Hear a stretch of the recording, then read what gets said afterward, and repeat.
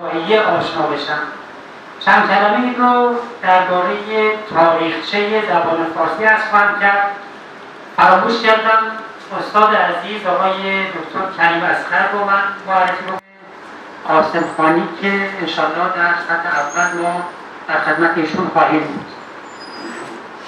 تو کشور ایران و هند ارتباطات بسیار دیرینه‌ای دارند و یکی از پایه و اساس این ارتباطات زبان فارسی بود.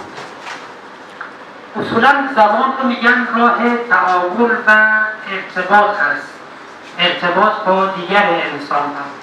اما برای زبان فارسی من یک ویژگی هم قائل هستم که زبان فارسی رو زبان هویت و زبان فرهنگی میدونم، چرا که در بخش مهمی از تاریخ زبان رسمی قلمروی وسیعی بود، از مرزهای شرقی مدیترانه تا مرزهای غربی چین و به ویژه در شبه‌قاره هند. उसके अलावा हिंदुस्तान में आज की डेट में जबकि ब्रिटिशर्स के आने के बाद फारसी धीरे धीरे रिप्लेस की गई इंग्लिश से, और उसके पहले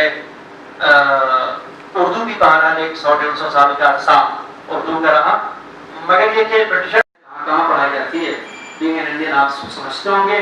तो कहीं ना कहीं हिंदुस्तानियों का जो आई मीन हिस्टोरिकल आइडेंटिफिकेशन है उसका ताल्लुक फारसी से होता है। अगर हम अपने माजी को जानना चाहते हैं, अपनी हिस्ट्री को जानना चाहते हैं, तो हमें फारसी आना ज़रूरी होता है। बगैर इसके हम इस तरीके का कोई टेक्स्ट एक्सेस नहीं कर सकते हैं।